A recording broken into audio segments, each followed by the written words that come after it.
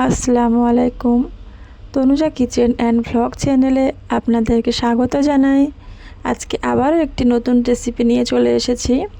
আজকে বানাবো পটল আলু আর ডিম দিয়ে একটি মজাদার রেসিপি।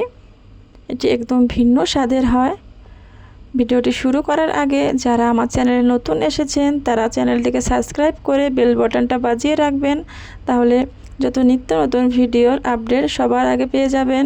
তাহলে চলুন কথা না বাড়িয়ে দেখে নিই রেসিপিটি আমি কিভাবে বানাই।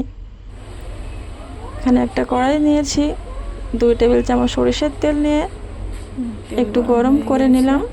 এখানে পটল আর আলুটা কেটে ধুয়ে রেখেছিলাম, তেলের মধ্যে দিয়ে ভেজে নেব। একটু নেড়ে চেড়ে পিঠ ও পিঠ 2 মিনিট পর্যন্ত ভেজে নেব। তারপর এর মধ্যে হাফ টেবিল চামচ লবণ দিয়ে দেব, দিয়ে ভালো করে ভেজে তুলে নেব।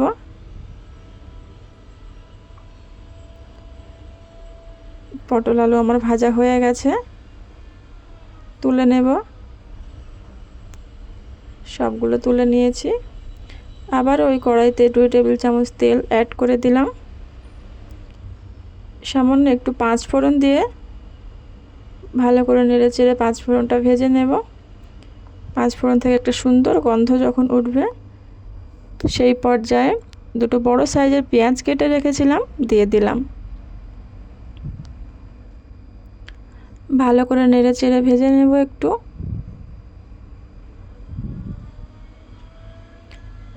দিয়ে দেব 2টো কাঁচা লঙ্কা চেরা,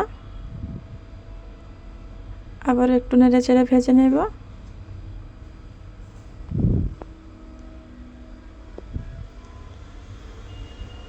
আগে থেকে ভেঙে রাখা 2টো ডিম এর মধ্যে অ্যাড করে দেব।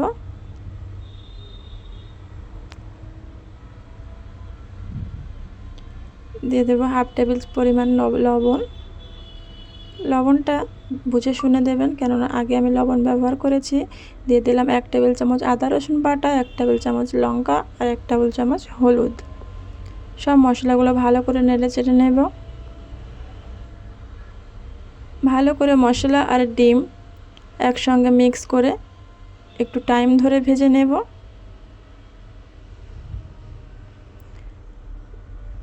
আপনারা প্লিজ ভিডিওটাকে একটি লাইক দিয়ে সাথে থাকবেন।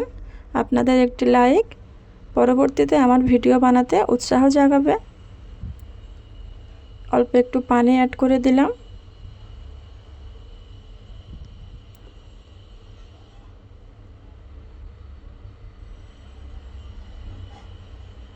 নেড়ে চেড়ে মশলাটা একটু মিক্স করে দিলাম।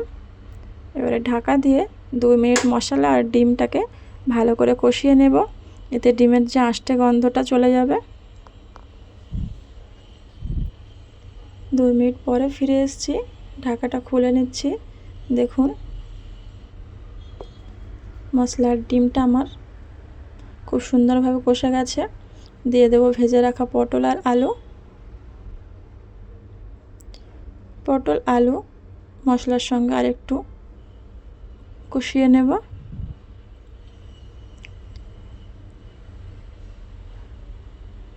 ভালোভাবে কষানো হয়ে গেছে। এই পর্যায়ে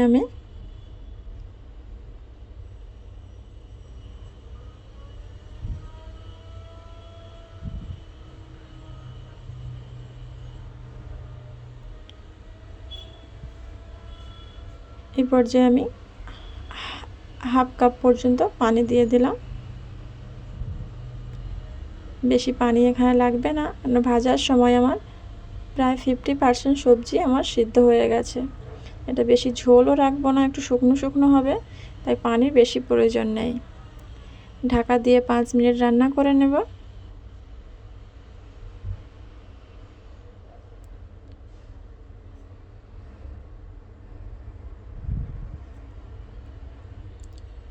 ঢাকা খুলে নিয়েছি, দেখুন তরকারিটা আমার হয়ে গেছে। প্লেটে সার্ভ করে নিয়েছি। দেখুন কতটা লোভনীয় দেখতে হয়েছে, আর দেখতে যতটা না সুন্দর হয়েছে খেতে তার থেকে আরও বেশি দুর্দান্ত হয়েছিল। আপনারা প্লিজ বাড়িতে একবার হলেও ট্রাই করে দেখবেন। ভিডিওটি ভালো লাগলে লাইক শেয়ার কমেন্ট করে পাশে থাকবেন, তাহলে নিত্য নতুন ভিডিও আমি আবার বানাতে উৎসাহ পাব।